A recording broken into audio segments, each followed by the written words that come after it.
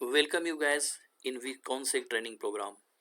Last video में मैंने आपसे डिस्कस किया था कि IPv4 का क्या टर्मिनोलॉजी है, मैंने रिकैप किया था। यहाँ हमने डिस्कस करने की कोशिश किया कि क्लास ए के अंदर नेटवर्क ऑक्टेट कितने हैं, क्लास बी में कितने हैं, क्लास सी में कितने हैं। इस वीडियो को, मेरा पहला पार्ट का वीडियो को आप ज़रूर देख लेना। इसके बाद आप सेकेंड पार्ट सबनेटिंग के लिए आप करने जाना।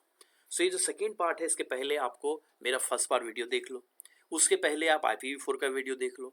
देन ये थोड़ा सा ईजी हो जाएगा समझना आपके लिए। गैस ये मैं इस स्लाइड को मैं टोटली एक्सप्लेन कर चुका हूँ पार्ट 1 में, मेरे सबनेटिंग के पार्ट 1 में। और सेकेंड मैं अब जो वीडियो रिकॉर्ड करने जा रहा हूँ वो सबनेटिंग के ऊपर होगा। सो गैस इसमें से पहले एक चीज़ और भी मैं डिस्कस करना चाह रहा हूँ यहाँ पे कि बाइनरी नंबर्स लिखे कैसे जाते हैं।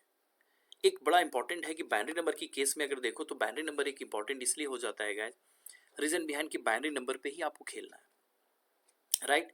सो गैस यहाँ पे मैं जो अभी डिस्कस करने जा रहा हूँ, तो यहाँ पे इस टेबल को अगर देखो तो यहाँ डेसिमल नंबर हो गया, ऑक्टल नंबर हो गया, डेसिमल नंबर हो गया। ये डेसिमल नंबर यहाँ पूरे को डेसिमल नंबर लिखा हुआ बिकॉज ये डेसिमल नंबर कुछ दूर तक है, और ये हेक्साडेसिमल। तो डेसिमल नंबर 0 to 9 यहाँ पे डेसिमल नंबर हो गया, ऑक्टल नंबर 0 to 7 हो गया।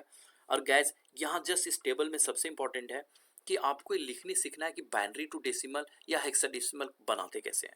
सो गैस यहाँ पे ऑलरेडी मैं डिस्कस कर चुका हूँ 8421 कोड के बारे में कि बनता कैसे है। तो आपको मैं छोटा सा रिकॉप कर दूँ, 2⁻0 1 हो गया, यहाँ 2⁻1 ये 2 हो गया, यहाँ 2⁻2 ये 4 हो गया, और 2⁻3 8 हो गया।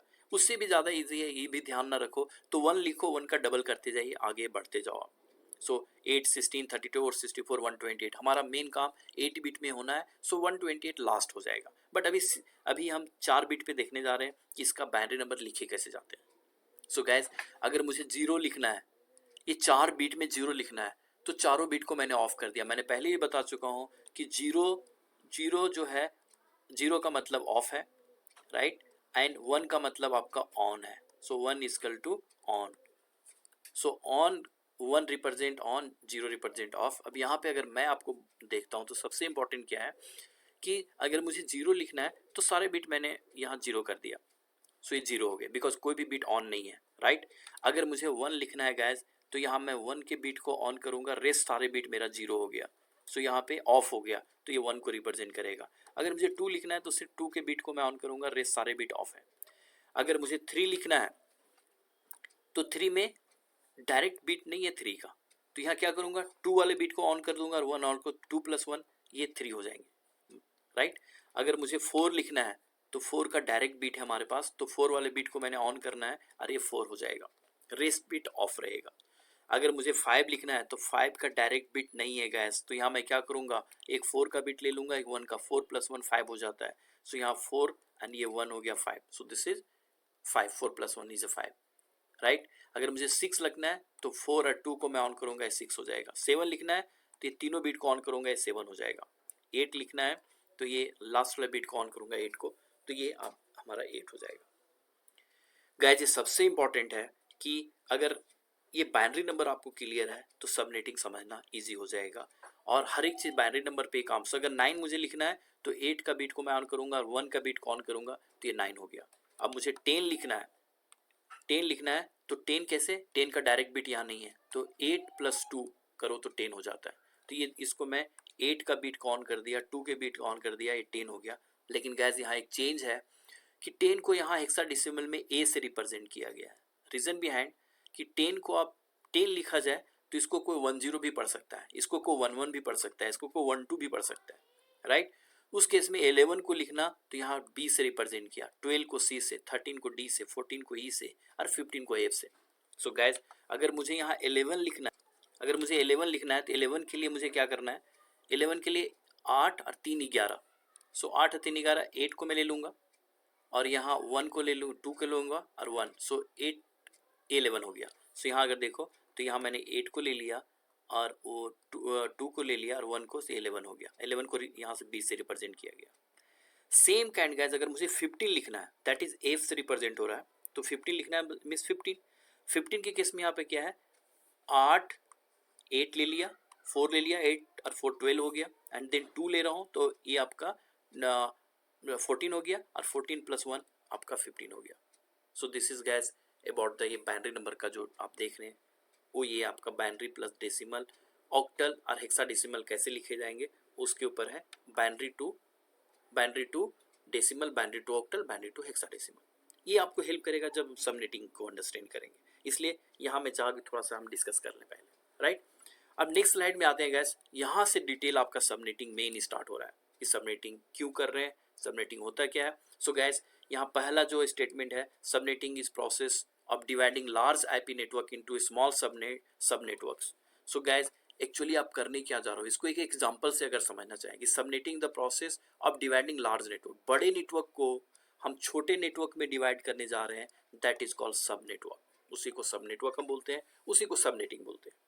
इसको अगर मैं नॉन टेक्निकल एग्जांपल से अगर अंडरस्टैंड करना चाहूँ तो इसमें सबसे बेस्ट एग्जांपल है कि आपका स्कूल के अंदर हॉल है और सपोज कर लो ये हॉल है जिसकी कैपेसिटी 160 स्टूडेंट का है, यहाँ बैठ सकते हैं, चेयर्स लगे हैं, 160 स्टूडेंट बैठ सकते हैं, बट एक हॉल है 160 का और स्टूडेंट 40 ही है, राइट। अब सपोज कर लो यहाँ पे 40 स्टूडेंट है, तो इस केस में आपका नियर अबाउट यहाँ पे अगर देखें तो 120 सीट्स आपके खाली रह गए, राइट। अगर गैस यहाँ पे कुछ ऐसा पार्टीशन कर दिया जाए कि इसके 4 पार्टीशन में डिवाइड कर दो, राइट, इस 160 को 4 पार्टीशन में डिवाइड कर दो, तो यहाँ पे 40 कैंडिडेट इसमें बैठ जाएंगे, 40 कैंडिडेट इसमें बैठ जाएंगे, 40 इसमें बैठ जाएंगे और 40 इसमें। सो टोटल ऑक्यूपेंसी आपका यहाँ इक्वली डिस्ट्रीब्यूट हो गया, राइट। अब गैस सबसे इंपॉर्टेंट है यहाँ वेस्टेज नहीं है, यहाँ आपका मैथमेटिक्स का क्लास चल रहा है, यहाँ फिजिक्स का क्लास चल रहा है, यहाँ केमिस्ट्री का क्लास चल रहा है, यहाँ आपका इंग्लिश का क्लास चल रहा है, राइट। सो गैस आप देख सकते हैं कि ये जो आपका क्लास यहाँ आप देख सकते हैं कि 40 का 4 क्लास बन गया। अगर ये ऐसा नहीं होता, पार्टीशन आप नहीं करते, तो यहाँ क्या हो रहा था, आपके 120 सीट वेस्टेज जा रहे थे। इसी टाइप की मैनेजमेंट आपका सबनेटिंग में होने वाला है। हम वेस्टेज को रोकने जा रहे हैं और वेस्टेज को रोकने के बाद इतने लोग का सिटिंग मिल गया, 120 लोगों की आपने सिटिंग क्रिएट कर दिया यहाँ पे एक सिंपल पार्टीशन करके।